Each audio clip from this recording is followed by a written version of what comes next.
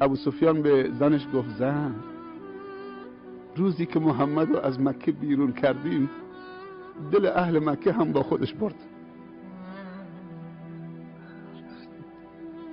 زنش بهش گفت مرد، بعد از 21 سال مبارزه من میبینم که اسلام از کانال دل وارد میشه، دل رو تسخیر میکنم.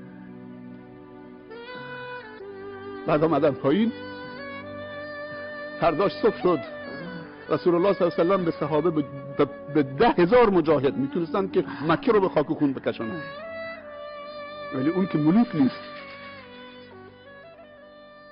اون پیغمبره، اون رحمتا للعالمینه، فرق میکنه با ملوک دنیا، پادشاهان خودخواه و متکبر دنیا فرق میکنه، اون رحمتا للعالمینه.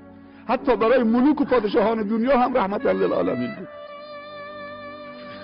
گفت کسی شمشیرش نشونه کسی نده تو مکه که او حب انتقام بیاد، شمشیرها تو غلاف.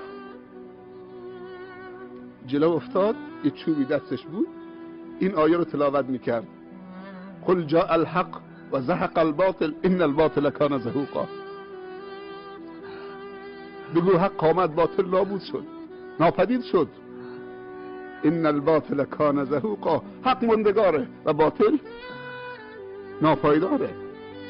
بعد وارد شد، رفت با همون چوبی که دستش بود فکر جاهلی رو سرنگون کرد، اونجا بت‌ها رو سرنگون کرد. بت یعنی چی؟ یعنی افکاری که تبدیل به بت شده بود در درونشون، بعد تبدیل به سنگ شده بود. اول این بت‌ها در درونشون شکل گرفته بود، بعد آمده بود بیرون. بعد میزد تو شکم بت‌ها، سرنگونشون میکرد و میگفت قل جاء الحق و زهق الباطل ان الباطل کان زهوقا. بعد رفت روی پله بالا ایستاد، خطبه خوند، سخنرانی کرد، موعظه کرد. حالا اهل مکه همه ایستادن. سکوت و فرمان شد، گفت یا معشر قریش ما تظنون انی فاعل بكم اليوم. شما چه گمان میکنید درباره من 10,000 نفر همراهشا؟ امروز من چه کار میکنم در حق شما، در برابر شما؟ یک نفر بلند شد از وسط از کفار، گفت اخون کریم و ابن اخ کریم.